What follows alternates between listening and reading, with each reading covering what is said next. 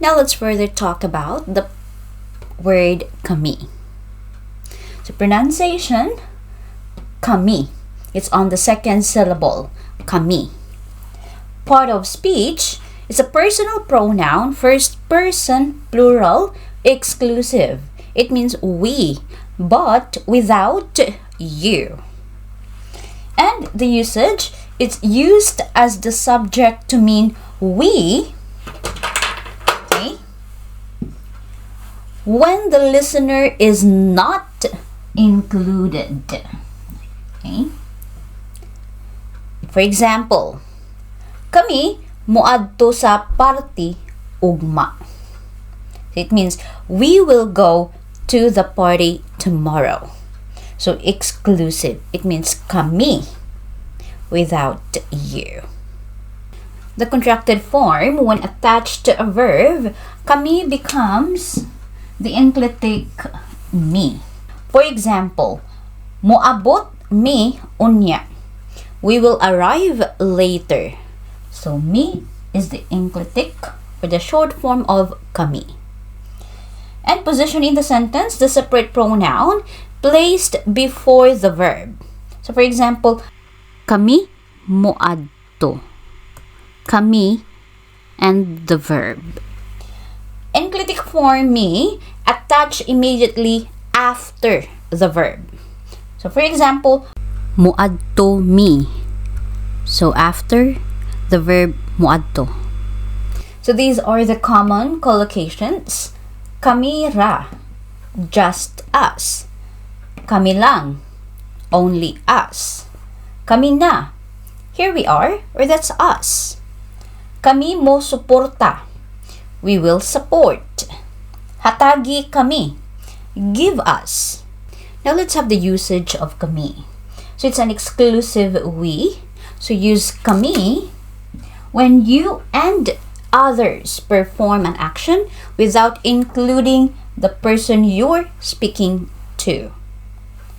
So contrast with kita. Kita is inclusive we, includes you.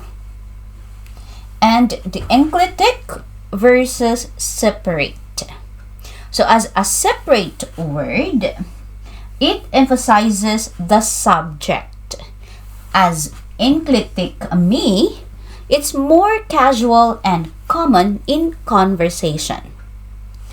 For the focus on actor, so Cebuano verbs change form depending on whether you're talking about the actor, the subject, or the object. So when kami is the actor, so the verb takes the actor focus form. Okay? So these are the common mistakes. Mixing up kami and kita. So saying kami when you mean to include the listener. It should be kita. Next is wrong clitic placement. So placing me, the clitic me, on the wrong word. So it must attach to the verb.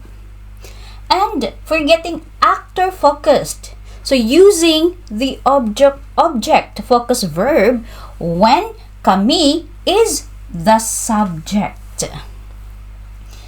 Example, hatagan kami. It means we will be given. Instead of hatagi kami, it means give us in imperative form. Okay? And overusing the separate pronoun. In normal speech, native speakers often prefer the enclitic me. Now let's have example sentences. Kami muadto sa party ugma. It means we will go to the party tomorrow. Number 2, palihog hatagi kami og tubig. Please give us water. Number 3, si Tom ug ako. Kami lang ang naa sa opisina karon. It means Tom and I, we are the only ones in the office. And number 4, moban mi nimo ugma kung gusto nimo. It means we will go with you tomorrow if you want. And number 5, nagplano kami og bakasyon sa Visayas karong ting-init. It means we are planning a vacation to Visayas this summer. Now let's have an exercise. Now let's practice.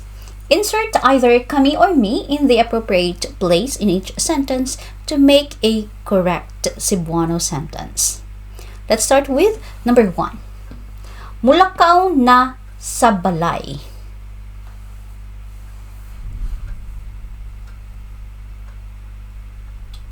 Alright, so the answer is putting kami at the beginning of the sentence. Okay? Number 2, nanguha sa tubig.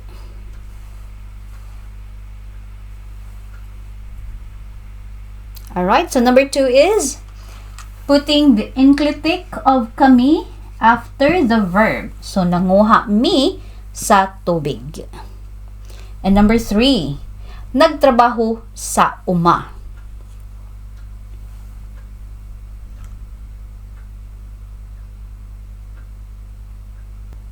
Alright, so the answer is, after the verb, we put the enclitic mi.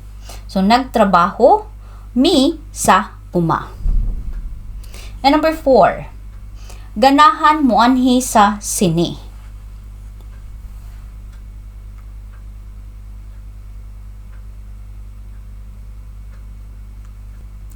Yes, so the answer is putting kami at the beginning of the sentence. So, kami, ganahan mo anhi sa sini. Alright, so that's all for this exercise. Well done if you get them all correctly. If you want to practice again, or if you want to study or review about the pronoun kami, please watch the video again. And also, please check our page so you can see the breakdowns of each sentence and also the meaning of the word and the part of speech of each word there. Okay? And if you want to practice your speaking skills in Bisaya or want to know more about Bisaya, please take my online class on italki. Let's practice, let's talk there, and hope to see you. Daghang salamat sa sunod na sad.